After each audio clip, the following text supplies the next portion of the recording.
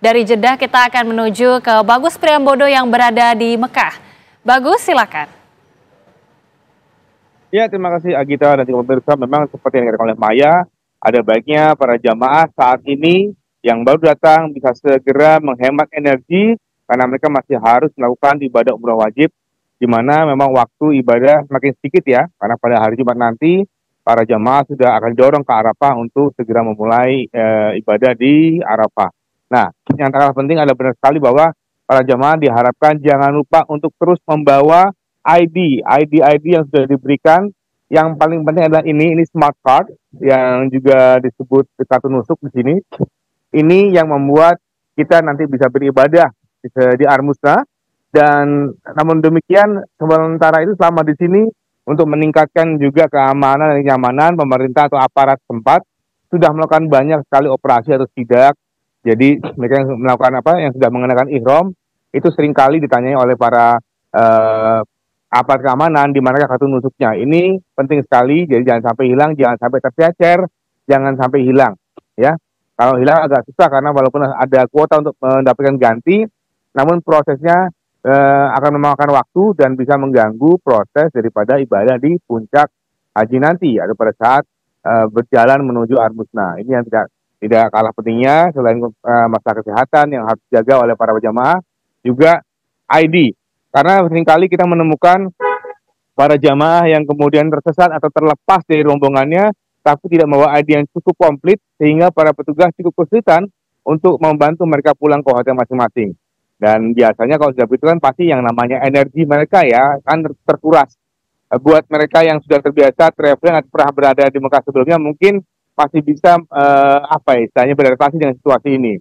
Tapi kan kebanyakan jamaah ini kan baru pertama kali hadir di kota Mekah, hadir di Masjidil Haram, sehingga seringkali mereka kelelahan karena sebenarnya secara psikis kaget ya.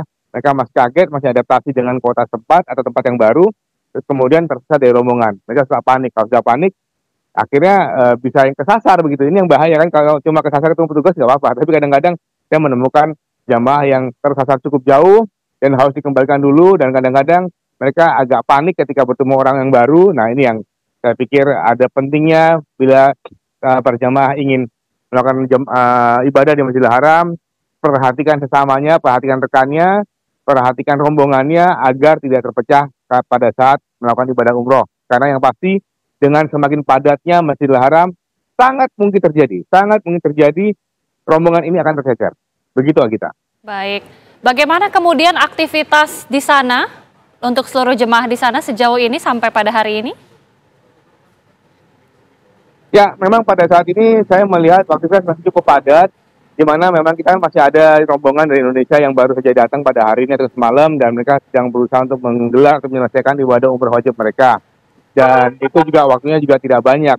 Yang pasti mulai besok siang, bis sholawat yang mengantarkan para jamaah dari tempat hotel mereka menuju Masjidil Haram itu akan dihentikan karena akan dipersiapkan untuk Armusna, ibadah di Arafah, Musdalifah, dan juga Mina.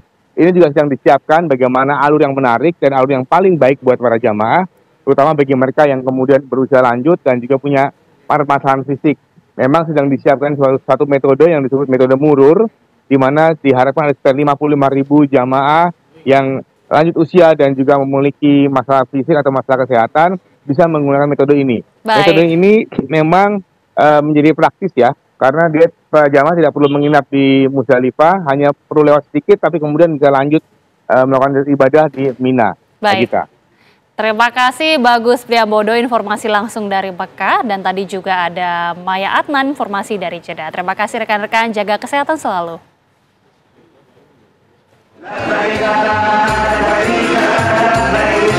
Dipersembahkan oleh